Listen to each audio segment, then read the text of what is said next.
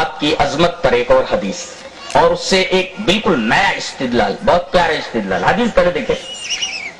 وعن ابي ذر الغفاري رضي الله تعالى عنه قال قلت يا رسول الله كيف علمت انك نبي حين استنبيت فقال يا ابا ذر اتاني ملكان وانا ببعض بطحاء مكة فوقع احدهما على الارض وكان الاخر بين السماء والارض فقال احدهما لصاحبه هو قال نعم قال فزنه برجل فوزنت به فوزنته ثم قال فزنه بعشرة فوزنت بهم فرجعتهم ثم قال زنه بمئة فوزنت بهم فرجعتهم ثم قال زنه بألف فوزنت بهم فرجعتهم كأني أنظر إليهم ينتثرون علي من خفة الميزان قال فقال أحدهما لصاحبه لو وزنته بأمته لرجعها رواه الدارمي. یہ روایت دارمی شریف میں ایسے ہی موجود ہے. اور دیکھیں کتنی پیاری پیاری باتیں اس حدیث پاک کے اندر کہی گئی ہیں. پوری روایت میں نے عنوان پیش کر دی ہے.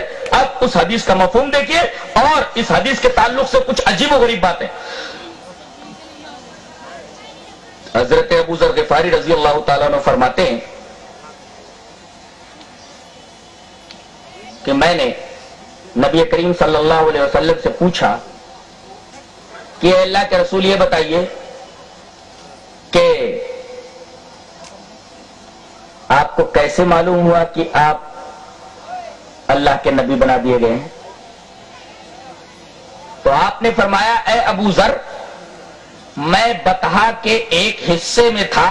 ایک وادی ہے مکہ کی بطحا, اس وادی کے ایک حصے میں تھا. اچانک دو فرشتے آئے, ایک تو زمین پر آ گیا فوقع احدهما على الارض, ایک تو زمین پر آ گیا. دوسرا وكان الاخر بين السماء والارض, دوسرا آسمان اور زمین کے درمیان معلق رہا. ایک دوسرے سے پوچھ رہا ہے ہوا کیا یہ وہی ہے؟ قال نعم, ضرب الہا یہی ہے. کہا تو ایسا کرو ایک ترازو لاؤ, ایک ترازو میں ان کو رکھو اور ایک ترازو میں ان کے ایک امتی کو رکھو. ترازو کے ایک پلڑے میں ان کو رکھو نبی کو اور ترازو کے دوسرے پلڑے میں ایک امتی کو رکھو. تولو. تولا گیا مجھے تو میرا پلڑا بھاری ہو گیا, نیچے چلا گیا اور اس آدمی کا پلڑا اوپر چلا گیا جس میں وہ آدمی رکھا ہوا تھا. تو کہا ایسا کرو ایک پلڑے میں ان کو رکھو, ایک پلڑے میں 10 امتیوں کو رکھو. پھر مجھے تولا گیا تو میرا پلڑا نیچے چلا گیا. پھر اس نے کہا ایک پلڑے میں ان کو رکھو, ایک پلڑے میں 100 امتیوں کو رکھو. پھر مجھے تولا گیا تو 100 امتیوں کا پلڑا اوپر چلا گیا, ہلکے ہو گئے وہ, میرا پلڑا نیچے چلا گیا, میں بھاری آ گیا. پھر اس نے کہا ایسا کرو ایک پلڑے میں ان کو رکھو اور ایک پلڑے میں 1000 امتیوں کو رکھو. پھر تولو. پھر تولا گیا, میرا پلڑا نیچے چلا گیا, یہ 1000 جو لوگ ایک پلڑے میں رکھے ہوئے تھے پلڑا اوپر چلا گیا. اب کے کافی لوگ ہو گئے تھے نا, 1000 لوگ. آپ فرما رہے کانی انظر الیہم ینتثرون علی من خفۃ المیزان. ترازو کا پلڑا ہلکا ہونے کی وجہ سے ایسا لگتا تھا جیسے سب ڈاما ڈول ہو رہے ہیں, میرے اوپر گر پڑیں گے. تو ایک فرشتہ دوسرے سے بول رہا ہے رہن دو, اگر پوری امت کے ذریعے ان کو تولا گیا تو یہ بھاری آئیں گے. یعنی ایک پلڑے میں ان کو رکھ دیا جائے اور ایک پلڑے میں تمام امتیوں کو, تو جس میں یہ رکھے ہوئے ہوں گے وہ پلڑا بھاری ہو جائے. برابر. عیسائی لوگ ایک سوال کرتے ہیں تمہارے نبی کہاں؟ بولے ہمارے نبی زمین پر. آپ کو موت آ گئی, آپ حجرہ عائشہ میں دفن ہیں, مدینہ میں ہیں آپ, جنت الوقی کے پاس. جنت الوقی میں نہیں, حجرہ عائشہ میں. آپ کی قبر زمین پر ہے. اچھا تو محمد نیچے ہوئے, ہمارا نبی کدھر ہے عیسیٰ؟ بولے تو چوتھے آسمان پر ہے. تو بڑا کون, جو اوپر ہے یا بڑا وہ جو نیچے ہے؟ کون بڑا, کون بڑا؟ اس حدیث کی روشنی میں جواب دیجیے آپ. پلڑا جس کا نیچے چلا جائے وہ بھاری ہوتا ہے کہ پلڑا جس کا اوپر چلا جائے وہ بھاری ہوتا ہے؟ پلڑا نبی کا نیچے ہے, جو نیچے رہے گا وہ بھاری رہے گا, اوپر وہ جاتا ہے جس کا پلڑا ہلکا ہو جائے. لہذا ہمارا نبی نیچے رہتے ہوئے بھاری ہے. ایک سوال اور کرتے ہیں وہ کہ تمہارا نبی مر گیا کہ زندہ ہے؟ بولے ہمارا نبی تو مر گیا, ہمارے نبی موت سے ہم کنار ہو چکے ہیں, آپ کو موت آ گئی ہے. بولے ہمارے نبی بولے عیسیٰ زندہ ہے، چوتھے آسمان پر ہے. تو بولے مردے کی بات مانی جائے گی یا زندہ کی؟ ہدایت کون کرے گا؟ ہدایت کے لیے کون موضوع ہے، زندہ یا مردہ؟ مردہ کیا ہدایت کرے گا؟ اور مثال دیتے ہیں، وہ مثال دیتے ہیں کہ ایک پیڑ ہے، اس پیڑ کے نیچے ایک آدمی سویا ہوا ہے اور ایک آدمی وہاں بیٹھا ہوا ہے. اب ایک تیسرا آدمی آتا ہے اور اس پیڑ کے پاس سے دو راستے جا رہے ہیں، ایک اس طرف جا رہا ہے ایک اس طرف جا رہا ہے. اب یہ تیسرا آدمی آتا ہے، اب یہ حیران ہے کہ میں اس راستے پر چلوں تو اپنی منزل پر پہنچوں گا یا اس راستے پر چلوں تو منزل پر پہنچوں گا. کنفیوژن میں ہے. سوال یہ ہے کہ اپنے راستے کے بارے میں کس سے پوچھے گا؟ وہ جو بیٹھا ہوا جاگ رہا ہے یا جو سویا ہوا ہے اس سے راستہ پوچھے گا؟ یہ تیسرا آنے والا. یعنی بتانا ہی چاہتے ہیں کہ تمہارا نبی تو اس سوئے ہوئے آدمی کی طرح ہے، مر گیا ہے، اور یہ جو بیٹھا ہوا ہے یہ تو زندہ ہے. تو یہ تیسرا آنے والا راستہ کس سے پوچھے گا؟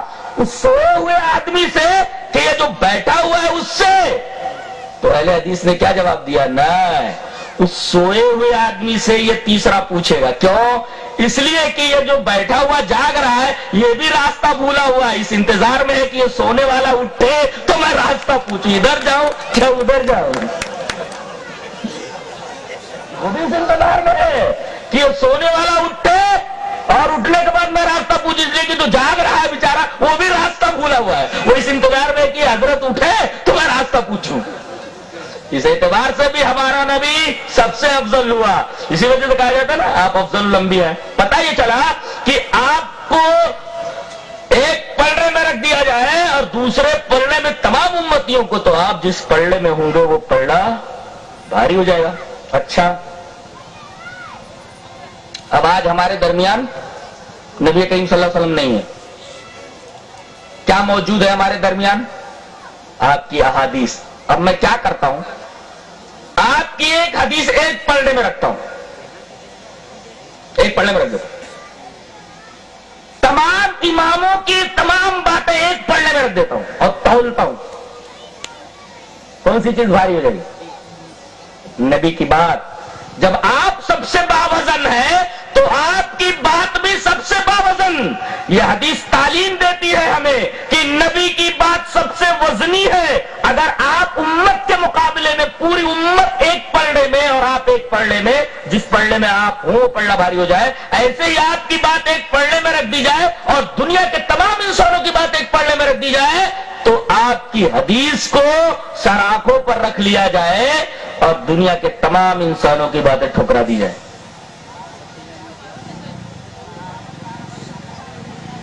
اس آئینے میں دیکھا جائے.